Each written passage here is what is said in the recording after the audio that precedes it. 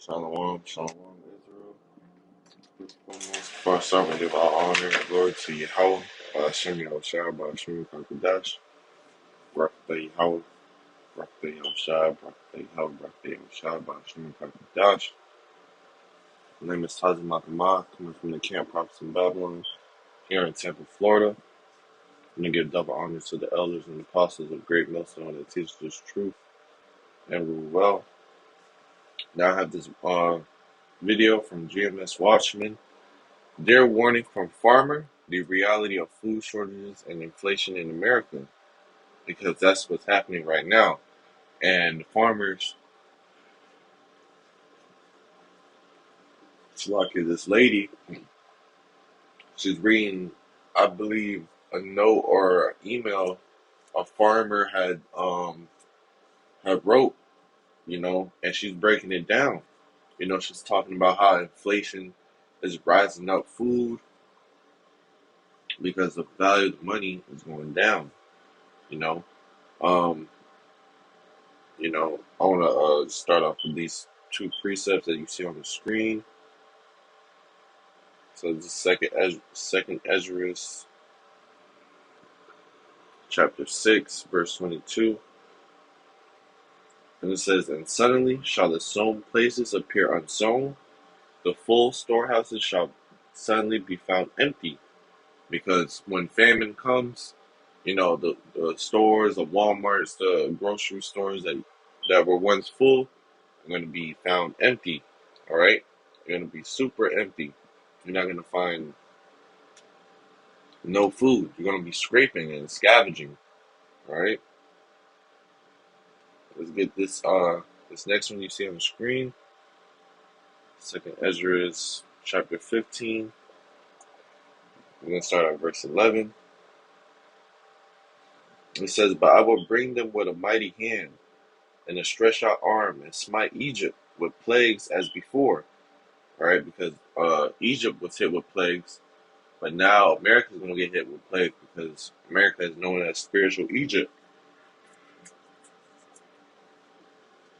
It says, "And smite Egypt with plagues as before, and will destroy all the land thereof. Egypt shall mourn, and the foundation of it shall be smitten with the plague and punishment that Yahweh shall bring upon it." Because the plagues that were sent before on Egypt is going to be 10 times worse on America today. And it says, "They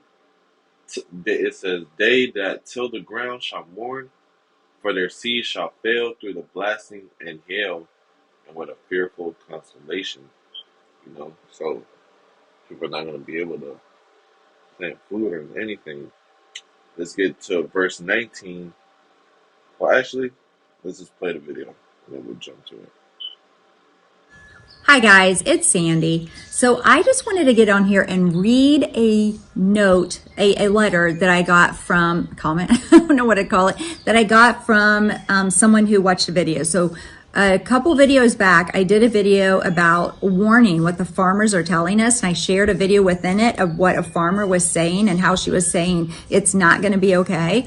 I got quite a few comments from farmers telling me stuff, and it was eye-opening because I can watch and see what these farmers are saying, but to actually get the people that are boots on the ground that are experiencing it, that was something that I was just so happy that I heard from some of these farmers, because I want to share it with you. I want to share just a few of the comments that I got from that video, and I want to read them to you because you need to hear what these people are saying who are actually working, in the farm business or working in the grocery store business. I've got one of those to share too. I just want to let you know that I'm listening and I want to share this with other people. So I really appreciate those comments. But let me read what this one farmer said. I have 3 things I want to tell you about. And I've also got a can and cheese. I'm going to tell you why I have these, because of the price increase, what I have seen, what I just saw in the grocery store. Okay, so this was from a farmer, and this was off of my video that farmers are sounding the alarm that we need to listen because food prices are going to increase. I will put that somewhere up here, the video too, link it for you. So this is what this farmer said. As a farmer, I can say she is 100% right. Problem is, people do not understand where their food comes from and are using their grocery store as a gauge for food security. Because when we go to the grocery store, it looks like we have plenty of food because the shelves are full. False security. They will pay dearly for this ignorance, and I am not talking about money. What us farmers grow this year is for next year's consumption. What you are seeing in the stores is from last year's harvest. Last year's harvest. So the things we have today was from last year. And guess who's the biggest farm owner right now? Private farm owner, Bill Gates. And Bill Gates has been destroying hella things on those farms. Uh, the milk, the food, the all these things. All right. So I just wanted to say that real quick because she had mentioned it. All right. This is from the food we see today is from last year. How much more for the year we're going to come or the year we're in right now? You know, things are getting dried up, man. All right. That's the Lord putting his hand against America, man. All right. Across North America, there were crop losses, low yields, and hay losses. This resulted in a downsizing last fall of livestock as farmers were unable to get feed for our livestock for winter. This drove hay and feed prices up. Many small farmers downsized to bare minimum, holding enough breeders for spring. This is why you still see meat on your grocery store. The market was glutted. Last winter, prices soared up again and another downsizing happened across the board. Many small farmers were wiped out or only have enough livestock to feed their family. I have quite a few farmers that have commented and said, I'm holding enough for my family, but I can't do this anymore. Last summer, they can't afford it. Last summer, a bulk feed bag was, listen to this, $185 for a bulk feed bag last summer and is now $430. Again, the meat market is glutted. Yo, that's a $300 plus increase, bruh. You think people can afford? That's a $300 increase. That's inflation, boy. Man, damn, these elites are literally trying to scrape, scrape you till you can't have no more, man. Literally scrape you. That's why I read Second Ezra 6:22. All storehouse shall suddenly be empty because first they were full, now they're gonna be suddenly empty because these farmers can't afford that, man. They can't afford to feed their cattle. They can't afford to feed, the animals that give you the food, the crops. You know, they can't afford that, man. It's getting to a point where they only gonna have enough to feed their family. It now costs more to feed an animal out than when you sell them for. Reread that. I'll read it again. It now costs more to feed an animal out than what you can sell them for. To turn this around would mean having to hold back babies born this. It costs more to feed the animal than to sell it. It costs more to feed the animal than to sell it. Look what she's about to say. Look. She's about to say something clutch. It now costs more to feed an animal out than what you can sell them for. To turn this around would mean having to hold back babies born this year and next to get our livestock back up. Many countries have banned food exports for the same reasons. So there is no way to replenish these losses. When you drive down the road, look and see how many fields are not planted. Those low yields and crop losses last year affect seed availability for this year's spring planting. Only June, and we are already seeing total crop losses in some areas. This will amplify the disaster. Even though those farmers that were able to get crops in, will they be able to afford the fuel it takes to take it off and move it to market? I don't know where, think about that. What will fuel prices be by fall? I don't know. So if you want to know if there's going to be severe food shortages coming come fall, ask a farmer. He put these in capital letters. Stop watching the distractions thrown at you. The Johnny Depp thing, the latest political scandal, hockey, etc. You are watching our agricultural sector being decimated right in front of your eyes. We grow it, the truckers move it to market and your grocery store. Farmers and truckers are the backbone of any country. Farmers and truckers are the backbone of any and every country. So when Esau takes out the diesel, hey, the truckers are wanting to get the food to bring it to the store. There's no diesel, there's no truckers, there's no food. The farmers, they can't produce. If the supplies are getting too high, farmers can't crop. They can't feed the animals. So guess what? No food, and if no food means no truckers, because the truckers not going to bring no food, and the diesel gas is going to a shortage. So once that runs out, that means no truckers are going to be on the road to give you food to your local stores. That means it's a famine. It's a famine getting close. All right. This is the Lord, man. The Lord is a pure war strategic, man. This is a war strategy, man. You take out the food, the place is gonna go fucking crazy, man. All right, let's get that real quick. Wow, stop that 441. Call all y'all about Shemil Shot. So let's go to Exodus 15:3. It says Yahweh is a man of war, and Yahweh is his name. The Lord is a man of war. So the Lord is going to do things that are warlike. That's a warlike strategy, man. You know, you can't control. The Lord controls how everything moves. So he can control crops not growing. The farmers grow the crops. Hey, he can control it to not grow. You know, but now he's doing it in a way where prices are getting out of hand. So where they can't do that no more. They can't. They only can grow it for their family. All right. Both have been taken out at the knees. This is global, people. Ice Age farmer truckers are the backbone of any country. Both have been taken out at the knees. This is global, people. Ice Age Farmer on YouTube, he mentioned this. I really like him too. You should go and check him out. Ice Age Farmer. Ice Age Farmer on YouTube has been following the destruction of our food production and distribution. If you want to see what you have missed, wake up, people. He put that in capital letters. Wake up, people. We are not warning you for nothing. Our families can grow our own food, but can you? So that was from a farmer, and oh man, I read it and I was like, oh my gosh, he's exactly right. He is telling. Let's get this.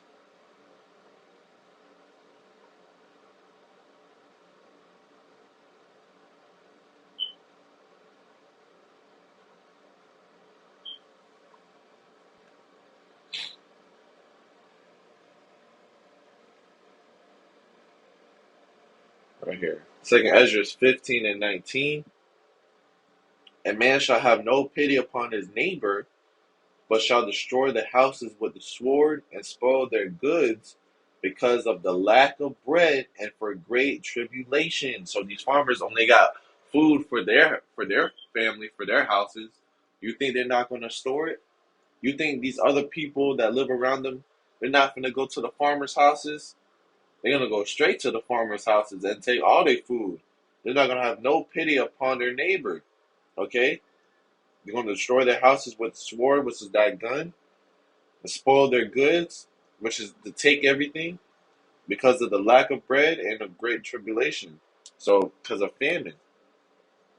All right? And that's going to happen all around America. Okay? Because of the lack of bread, people are going to drive crazy. All right?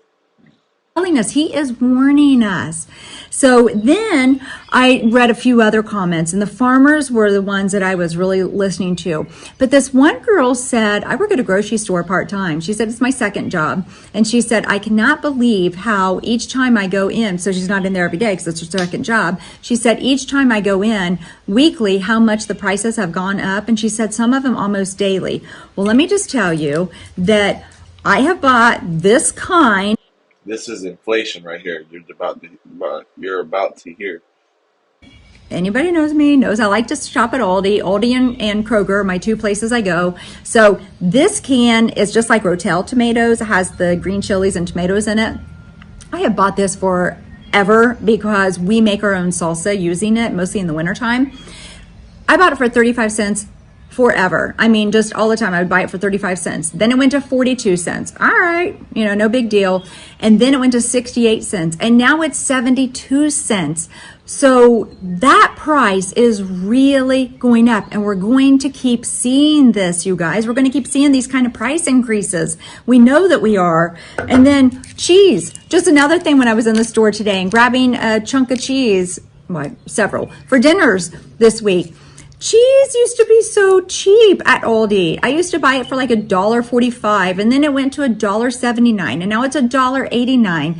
So we are seeing increase after increase. Is it going to get to the point where we can't afford to buy the food that we, just enjoy eating, like cheese? And then let me tell you about this one. Right here, you guys, Sam's Club, 6 cans of chicken breast. I would buy this. I did buy this for our pantry. I would buy this for $10.98. Now, fresh chicken is what we use, but this is great for the pantry. So $10.98. And then it went to $15.98. And when I was in Sam's Club the other day, $19.98 now for 6 cans of chicken. What was just $10.98 at the beginning of the year. Prices are soaring. And then let me read this last one to you. This comment was a really good one too. So this person said in the comment section on the same one about the farmers are warning us, said, walked into my local wholesale club right after the first COVID lockdowns were announced. The food section looked like it had been looted. Vegetables and fruit on the floor, nothing but dented cans of product left on the shelves. All of the dry goods wiped out. That was then. We were told that time the food supply was not in danger. Did you hear anything at that time? Like there was shortages of toilet paper and people were going out and buying stuff, food definitely because, kind of a panic, but we didn't hear food is in short supply. You're not going to be able to get it later. A famine is coming, the wheat crop and corn crops. We didn't hear any of that kind of stuff. Food, and he said, we were told that time the food supply was not in danger. Now they are warning us the food supply is in danger. Just stop and think about that. Same scenario. What will it look like? Let's get this preset real quick.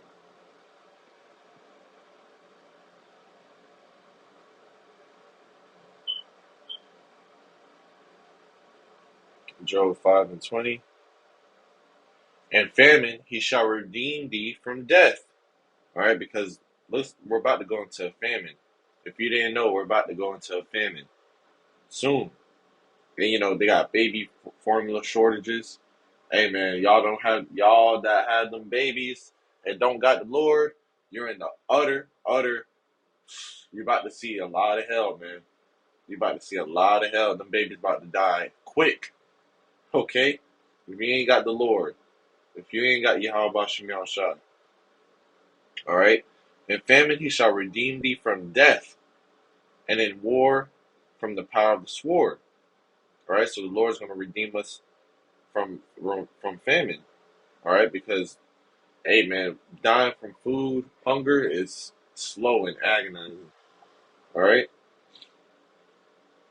Verse 21: Thou shalt be hid from the scourge of the tongue, neither shalt thou be afraid of destruction when it cometh. At destruction and famine thou shalt laugh. Neither shalt thou be afraid of the beasts of the earth. So we're not going to be afraid of the animals or anything, but we're going to be laughing at destruction and famine because the Lord got our back. Okay? The Lord has our back. Let's get this. 2 Ezra 16, verse 22. It says, For many of them that dwell upon earth shall perish of famine, and the other that escape the hunger shall the sword destroy. So the destruction of the gun or whatever it may be is going to destroy you if you escape famine. Say you get away scot-free, you find the food and here and there, but ultimately you probably die somewhere. Somebody might come and kill you and rob you or whatever it may be. All right. But many that dwell upon the earth shall perish of famine, the Lord said. Okay. So you're going to see a lot of people dying of food hunger. Okay. Let's get this precept right here. This last precept. And then we'll finish the video and close it out. Lord willing, this lesson has been edifying to the hopeful elect. Psalms 33 and 18. It says, behold, the eye of Yahweh is upon them that fear him, because we fear Yahweh Bashem Yashai, upon them that hope in his mercy, to deliver their soul from death, and to keep them alive in famine. Right? So Yahweh is to deliver our soul from death and to keep us alive in famine. We can eat like one meal and feel like we ate 3 meals. That's how the Lord could work, man. Or the Lord just send angels or animals or birds, however it may be, to feed us during the time of famine. But that's keeping us alive during the time of famine, where it's hard to find food. Or he could, man's goings of the Lord, he could lead us to a bunker full of food. Like the movie The Road, how they found the bunker, okay?